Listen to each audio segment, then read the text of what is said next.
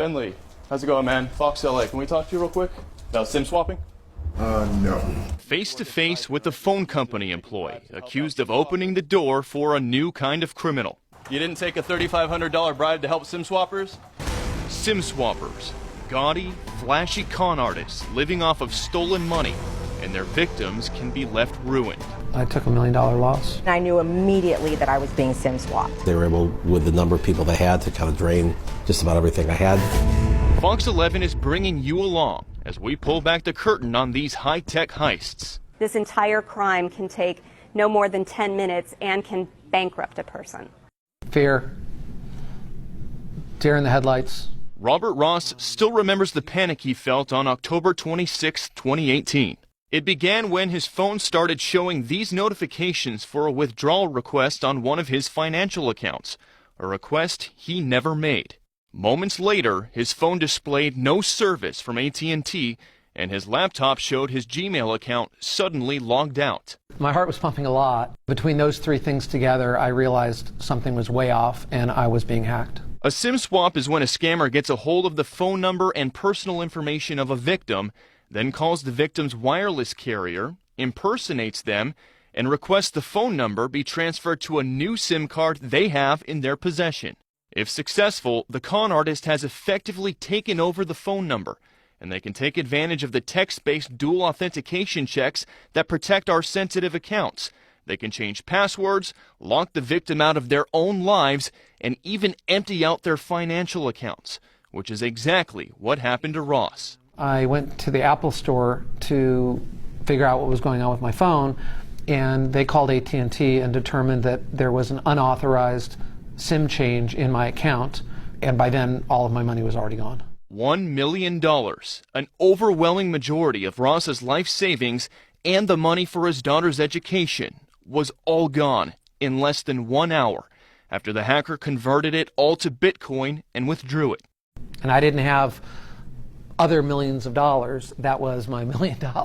Ross's case was immediately picked up by the REACT Task Force, an elite group of high-tech law enforcement investigators based in Northern California. They specialize in prosecuting SIM swaps. Within 3 weeks, they had analyzed AT&T cell tower pings in New York State and arrested 21-year-old Nicholas Truglia on numerous felony charges in relation to the hacking of Ross's accounts. Truglia had been enjoying a gaudy lifestyle, living in a luxury high-rise in Manhattan, partying and flying on private jets. He was extradited to California to face his charges, where he's pleaded not guilty and his preliminary trial is set for October. He apparently did this to several other people, many other people. One of them was allegedly blockchain and cryptocurrency investor Michael Turpin. So I've been SIM swapped twice. Turpin won a $75 million civil judgment against Truglia, who he sued for being involved in the 2018 SIM swap that stole $24 million from him in cryptocurrency.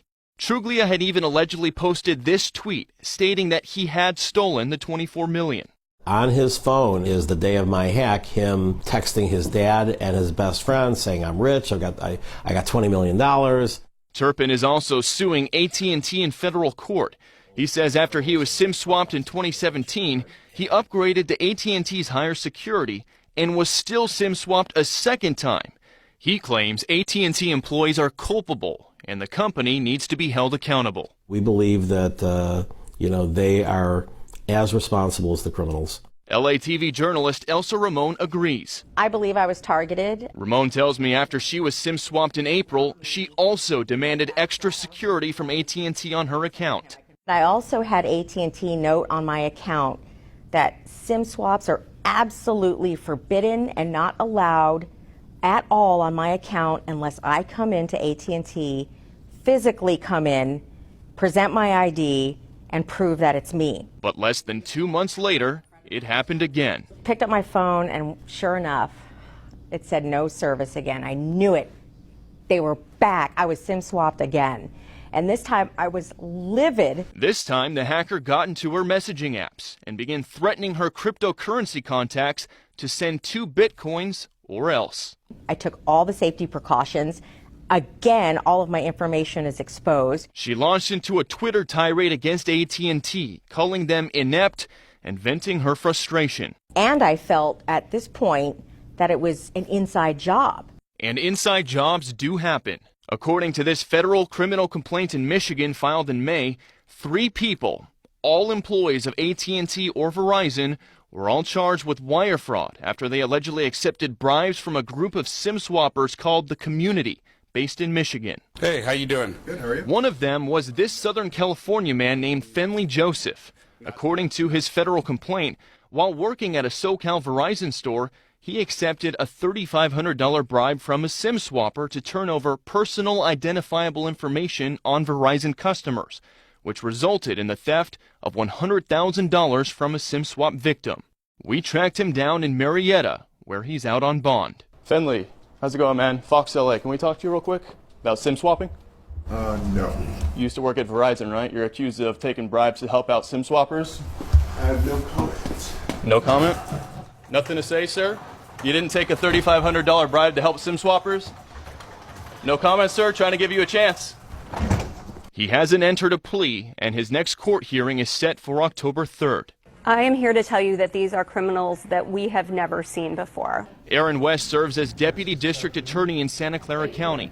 She works hand in hand with the REACT Task Force to hunt down and imprison SIM swappers.